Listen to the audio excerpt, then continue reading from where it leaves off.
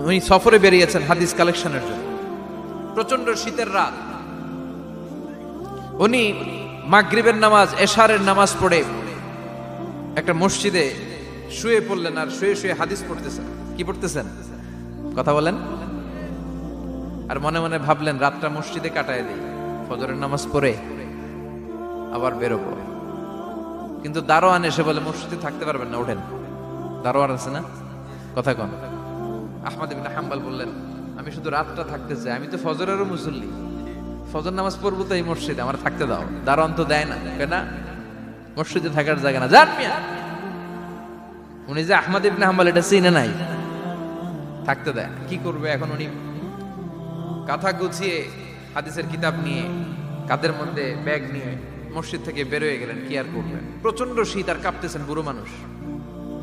পথিমধ্যে দেখলেন বাজার, বাজার একজন খাব্বাস, শাবুন খাব্বাস, যুবক রুটি বিক্রেতা। সে রুটি বিক্রি করে, চুলার মধ্যে রুটি সেকে। সে যে সালাম দিল আসসালামু আলাইকুম, যুবক বলে ওয়ালাইকুম আসসালাম। আহমদ ইবনে হাম্বল বলে যুবক আমার যাওয়ার জায়গা নেই, সফরে বেরিয়েছি, খুব শীতে কষ্ট পাচ্ছি, রাতে যদি তোমার এই চুলা থেকে একটু আগুন পোহাই কোনো সমস্যা? যুবক বলে না না সমস্যা না, আহলান ওয়া সাহলান, খোশ আমদেদ, আসেন আসেন, আপনি আগুন পোহাইলে আমার সমস্যা কি? সুবহানাল্লাহ পড়েন। আল্লাহ শুকরিয়া করে উনি বসলেন আর আগুন পোহাচ্ছেন। আর খেয়াল করলেন যুবক রুটি বানায় আর পরে আস্তাগফিরুল্লাহ, রুটির দলা বানায় পরে আস্তাগফিরুল্লাহ, খামির বানায় আর পরে আস্তাগফিরুল্লাহ, রুটি নিয়ে উনুনের ভিতরে চুলার ভিতরে সেকা দেয় আর পরে আস্তাগফিরুল্লাহ। দোকানদারের কাছে কেউ আসলেই সে রুটি দেয় আর পরে আস্তাগফিরুল্লাহ। ক্রেতার কাছ থেকে টাকা নিয়ে ক্যাশ বক্সে রাখে আর কি পড়ে, আবার রুটি বানানো শুরু করে আর কি পড়ে, খালি এইটাই পড়তেছে। ইমাম আহমদ ইবনে হাম্বল তো আবার কিরে, এটা আবার কেমন যুবক, খালি আস্তাগফিরুল্লাহ। উনি প্রশ্ন করলেন যুবক ঘটনা কি? আসার পর থেকেই তোমার দেখতেছি তুমি রুটি বানাও, রুটি বিক্রি করো আর পড়ো আস্তাগফিরুল্লাহ, মালাকা ইয়া শাবাব। যুবক বলে আস্তাগফিরুল্লাহ আমার সবচেয়ে বেশি পছন্দের আমল, আমি সব সময় আঠার মতো ইস্তেগফারের সাথে লেগে থাকি আর সব সময় পড়তে থাকি আস্তাগফিরুল্লাহ, আর এর বদৌলতে আল্লাহ আমারে মুস্তাজাবুদ দাওয়া বানিয়ে দিয়েছে। আহমদ ইবনে হাম্বল তো অবাক, আনতা মুস্তাজাবুদ দাওয়া, তুমি মুস্তাজাবুদ দাওয়া, রুটিওয়ালা।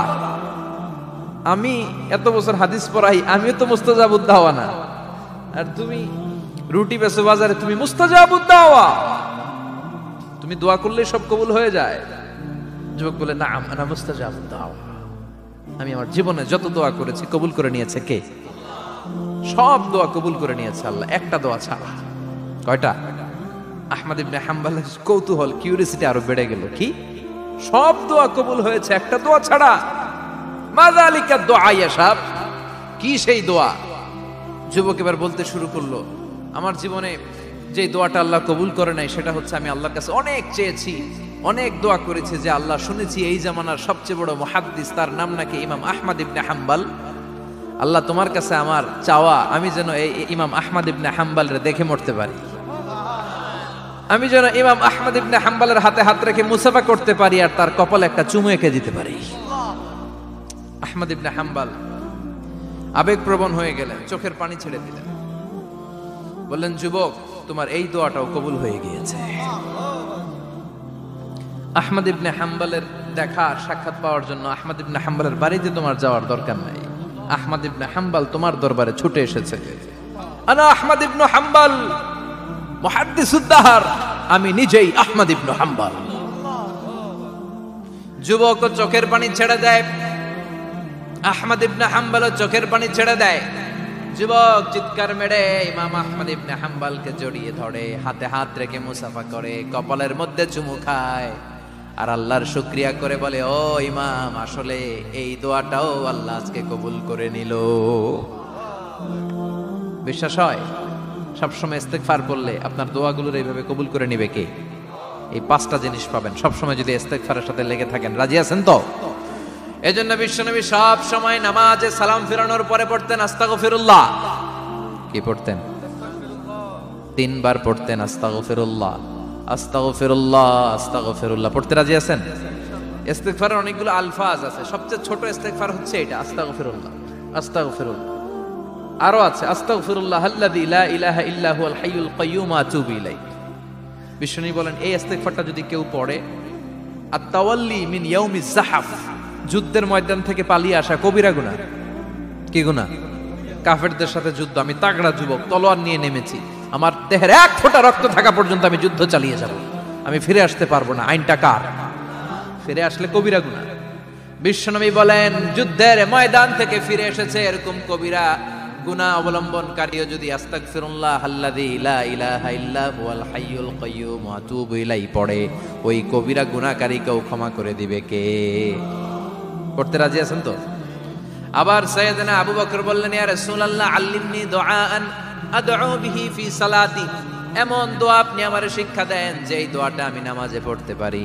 বিশ্বনবী বললেন, পড়ো আল্লাহুম্মা ইন্নী যালামতু নাফসি যুলমান কাসীরান ওয়া লা ইয়াগফিরুয যুনুবা ইল্লা আনতা ফাগফিরলি মাগফিরাতাম মিন ইনদিক ইন্নাকা আনতাল গফুরুর রহিম। সুবহানাল্লাহ পড়েন, এটাও ইস্তেগফার।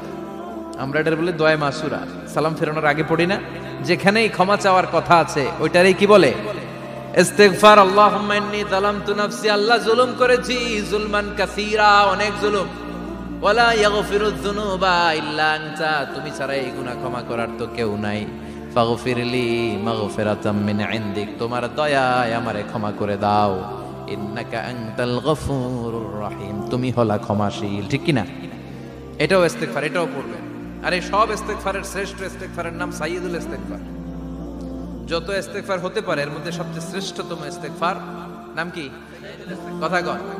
বুখারীর বর্ণনা, শাদ্দাদ ইবনে আউস রাদিয়াল্লাহু তাআলা আনহু বর্ণনা করেন, এই সাইয়্যিদুল ইস্তেগফার দিনের বেলা যে পড়বে ওই দিনে মারা গেলে সে জান্নাতি। এই সাইয়্যিদুল ইস্তেগফার রাতের বেলা যে পড়বে ওই রাতে যদি ইন্তেকাল হয় ওই লোকটা জান্নাতি। মুখস্থ আছে না? কার কার মুখস্থ? হাত তুলেন। মাশাআল্লাহ, তাবারাকাল্লাহ, মাশাআল্লাহ, মাশাআল্লাহ। আর যাদের নাই তাদের হোমওয়ার্ক, তাদের আল্লাহুম্মা আনতা রাব্বি লা ইলাহা ইল্লা আনতা খালাকতানি ওয়া আনা আবদুক ওয়া আনা আলা আহদিকা ওয়া ওয়া'দিকা মাস্তাতা'তু আউযু বিকা মিন শাররি মা সানা'তু আবুউ লাকা বিনি'মাতিকা আলাইয়া ওয়া আবুউ লাকা বিযামবি ফাগফিরলি ফাইন্নাহু লা ইয়াগফিরুয যুনুবা ইল্লা আনতা। সুবহানাল্লাহ পড়েন। আজকে রাতে পড়ছেন, মারা গেলে জান্নাতি। চিল্লায় পড়েন না আল্লাহু আকবার। এজন্য বিশ্বনবী বলেন আমার আগের গুনাহ মাফ, পরের গুনাহ মাফ, তারপরেও প্রতিদিন আমি 70 বার তওবা ইস্তেগফার পড়ি। আজকে থেকে পড়তে রাজি আছেন তো? বেশি বেশি ইস্তেগফার পড়া যাবে না? একটু প্রাণ খুলে দিল খুলে আওয়াজ করে পড়েন তো আস্তাগফিরুল্লাহ। আর জোরে পড়েন আস্তাগফিরুল্লাহ। আবার সবাই পড়েন আস্তাগফিরুল্লাহ। সব সময় তওবা ইস্তেগফার যারা পড়ে তাদেরকে পছন্দ করে কে? সব সময় জিকির করে করে জিহ্বাটারে যারা ভিজিয়ে রাখে তাদেরকেও পছন্দ করে কে? আল্লাহ বলেন ওয়াজকুর রাব্বাকা ফি নাফসিকা তাদাররুআন ওয়া খীফাতান ওয়া দুনাল জাহরি মিনাল কওলি বিল গুদুবি ওয়াল আসাল ওয়া লা তাকুম মিনাল গাফিলিন। সুবহানাল্লাহ পড়ে। আল্লাহ বলেন ওয়াজকুর রাব্বাকা ফি নাফসিক, আল্লাহরে মনে মনে ডাকো, তাদাররুআন ওয়া খীফা, আল্লাহর জিকির করতে আল্লাহ বলেছেন ফি নাফসিক। বুঝতেছেন না অর্থ? ফি নাফসিকা, মনে মনে আল্লাহর জিকিরটা করো। তাদাররুআন ওয়া খীফা, তাদাররুআ মানে বিনয়ের সাথে, with full of humility, submission and humbleness, বিনয়ের সাথে আল্লাহর ডাকো। ওয়া খীফা, গোপনে গোপনে ডাকো। দুনাল জাহারি মিনাল কওল, চিৎকার চেঁচামেচি করে ডেকো না। কার কথা? আওয়াজ করে জিকির করো না। এই যে আমরা মাহফিলে লা ইলাহা ইল্লাল্লাহ জিকির করে, এটা তালিমান। উদ্দেশ্য কি? তালিমের জন্য আওয়াজ করে জিকির জায়েজ আছে, কিন্তু ব্যক্তিগত জিকিরের যে ইবাদতটা এটা আস্তে আস্তে হইতে হবে, এটা ভদ্রভাবে হতে হবে, চিল্লাচিল্লি করে নয়। আবার তালিমের জিকির ওইটাও ভদ্রভাবে। ইন্নাল্লাহা জামিল ইউহিব্বুল জামাল, আমার আল্লাহ সুন্দর, আমার আল্লাহর জিকিরের মধ্যেও সৌন্দর্য আছে না নাই? কিন্তু এদেশে জিকিরের ভেতরে লাফালাফি আছে না নাই? বেশি না কম? কি বসেন বসেন, হ্যাঁ বসে যান তো, অনেক ধরনের আছে জিকির। হ্যাঁ বসেন বসেন, বসে যান। হ্যাঁ হাইবার আলী, এটা কি আবার জালালি?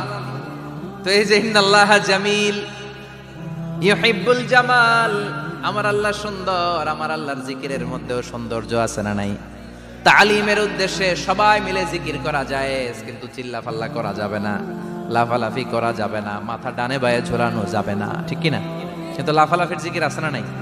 লাফাইতে লাফাইতে, হ্যাঁ, গাছের আগায় বাঁশের আগায়, আবার যিনি জিকির পরিচালনা করে ওনার কান্দে যায় ওঠে, আছে না নাই?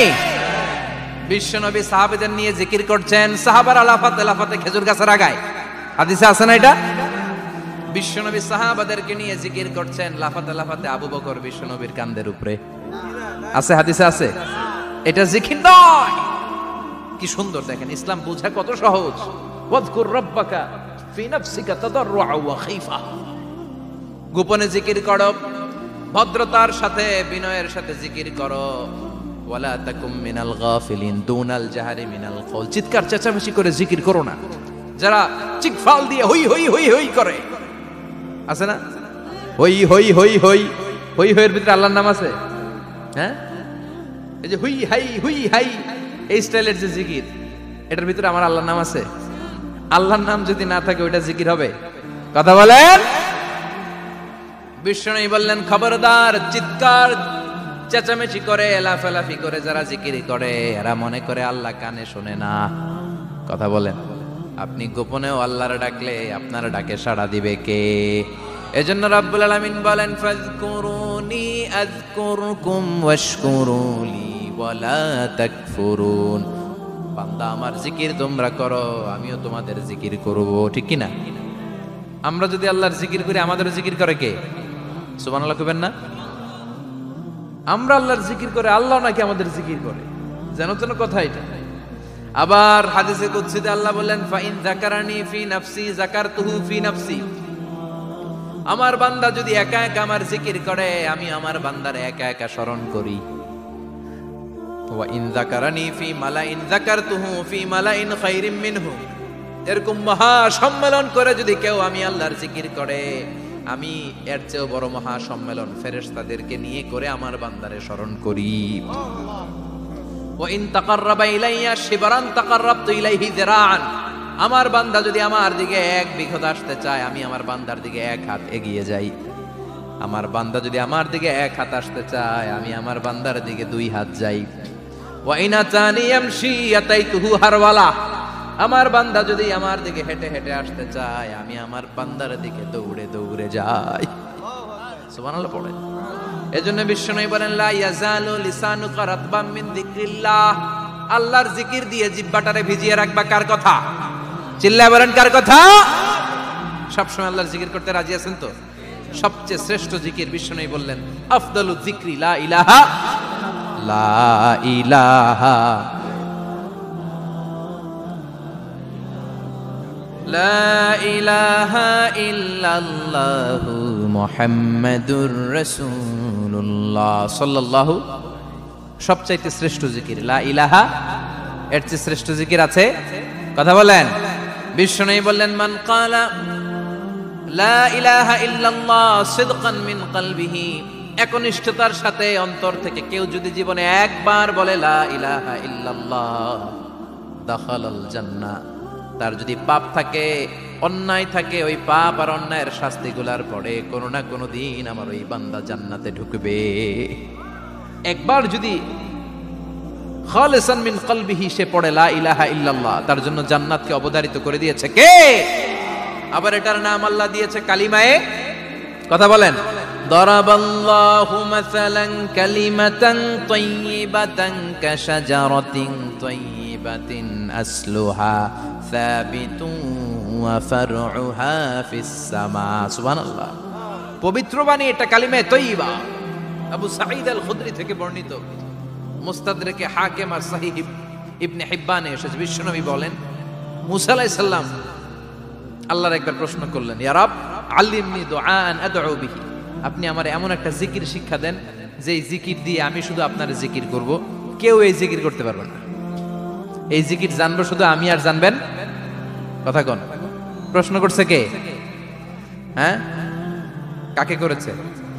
আল্লাহ এমন একটা জিকির শিখান যেই জিকির কেউ জানে না, আমি জানবো, আর ওই জিকির দিয়ে প্রাণ ভরে আপনারে ডাকবো। আল্লাহ বললেন, মুসা পড়ো লা ইলাহা লা ইলাহা ইল্লাল্লাহ মুহাম্মাদুর রাসূলুল্লাহ। মুসা আলাইহিস সালাম বললেন, আল্লাহ চাইলাম কি, কইলেন কি? লা ইলাহা তো জাতীয় জিকির, এটা তো আন্তর্জাতিক জিকির, এটা জানে না এমন কেউ নাই। এমনকি হিন্দু ভাইরাও জানে। কথা কন। আল্লাহ, আমি তো চাইছিলাম এক্সক্লুসিভ, আমার জন্য স্পেশাল, এর চেয়ে সুন্দর আর কেউ জানবে না, এত সুন্দর একটা জিকির আপনি দিবেন, এটা আমি ডাকবো আপনারে আর আপনি শুনবেন। আল্লাহ বললেন, মুসা, এর চেয়ে দামি আমার কাছে নাই।